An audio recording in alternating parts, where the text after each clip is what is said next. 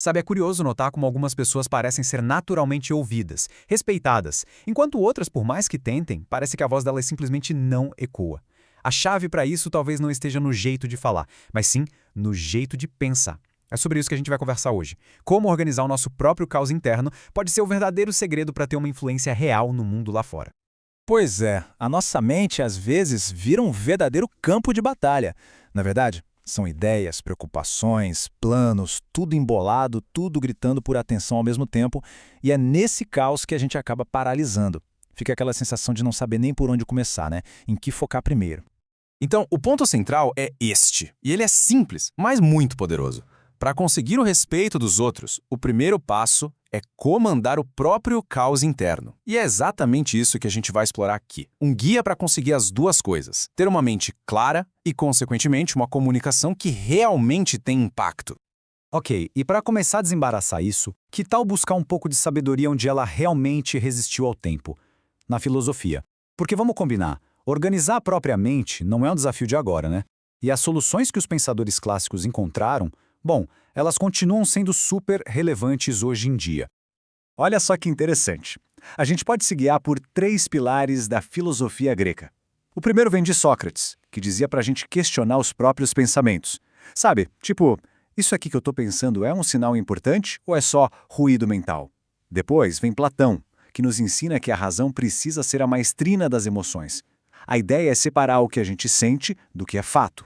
E para fechar tem Aristóteles, que sempre aponta para o famoso caminho do meio, ou seja, aquele equilíbrio perfeito para não ficar paralisado pensando demais, nem sair agindo por impulso sem refletir.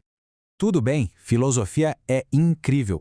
Mas como é que a gente transforma essa sabedoria toda numa ferramenta prática?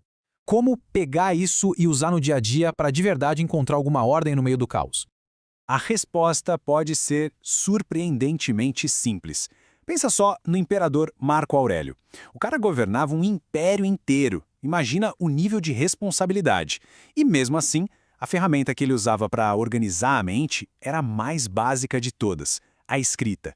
E o mais legal é que ele não escrevia para ninguém ler, era para ele mesmo. Era o jeito dele de botar ordem naquele turbilhão de pensamentos. Então a gente pode quebrar esse processo em 4 passos bem diretos. Primeiro, perguntar. Esse pensamento que está martelando na cabeça, ele é útil, é importante ou é só barulho? Segundo, classificar. Beleza, já que ele está aqui, o que eu faço com ele? Resolvo agora, planejo para depois, ou será que é algo que eu posso simplesmente deixar para lá? Terceiro, equilibrar. A importância que eu estou dando para isso é real ou eu estou exagerando um pouco? E aí vem o passo final, que é crucial: externalizar. Escrever, gravar um áudio no celular, falar em voz alta, não importa como. O ato de tirar o pensamento da cabeça é o que o torna finalmente gerenciável. Mas claro, essa organização toda não é só para a gente se sentir bem por dentro.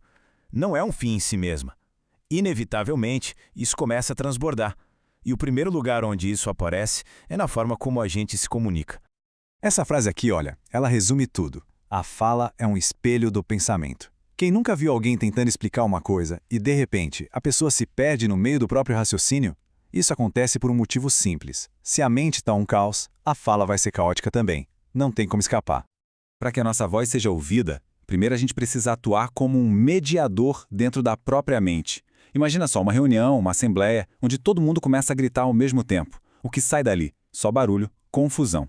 Agora, se tem um mediador, aí cada ideia tem a sua vez de ser ouvida, de ser considerada.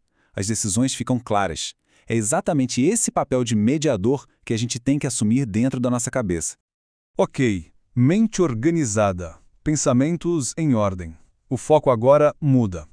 A gente começa a pensar em estratégias de comunicação que de fato geram respeito. E aqui o jogo não é sobre ser agressivo ou falar mais alto que os outros. É sobre percepção, sutileza, é sobre estratégia. Basicamente, existem 2 caminhos bem opostos na hora de se comunicar. De um lado, tem a síndrome do palestrinha. Sabe como é? Aquela pessoa que fala sem parar, fala tanto que o valor de cada palavra acaba se perdendo. Do outro lado, tem a valorização do discurso. É quando as palavras são escolhidas a dedo, as intervenções são cirúrgicas, cheias de propósito. Aí, cada frase ganha um peso enorme. Isso nos leva a um conceito muito poderoso, a tal da autoridade tranquila. A autoridade de verdade, ela não precisa gritar. Ela é discreta, mas é firme. É consistente. Ela é exercida quando se fala com calma, mas com segurança. Sabe, transmitindo confiança de um jeito que não gera resistência. É aquele tipo de presença que faz com que o que é dito seja naturalmente aceito.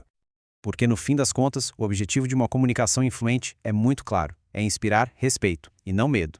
O medo até pode forçar uma obediência, mas ela é superficial, é temporário. Já o respeito constrói credibilidade, confiança, constrói uma influência que fica, que perdura. E olha, existem outras ferramentas poderosíssimas para isso. Por exemplo, o silêncio estratégico. Aquela pausa de 2, 3 segundos antes de uma frase importante dá um peso incrível ao que vai ser dito. Ou então, falar usando o nós. Isso transforma o que seria um monólogo num propósito coletivo, junta todo mundo. Tem também a vulnerabilidade consciente. Admitir que não se sabe tudo não é fraqueza, pelo contrário, constrói confiança.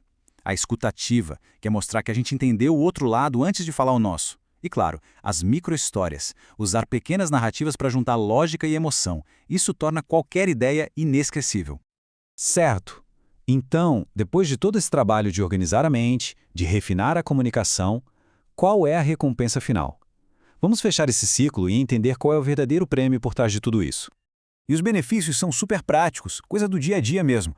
Com a mente em ordem, se dorme melhor, se trabalha melhor, os relacionamentos melhoram, a clareza mental se traduz simplesmente em mais qualidade de vida, em todas as áreas. E aqui a gente chega na ideia talvez mais transformadora de todas. É muito comum a gente associar a ordem com restrição, quase como se fosse uma prisão, né? Mas a verdade é justamente o contrário. A ordem, na verdade, é liberdade. É a liberdade de não ficar paralisado pela dúvida, de não se afogar na confusão mental.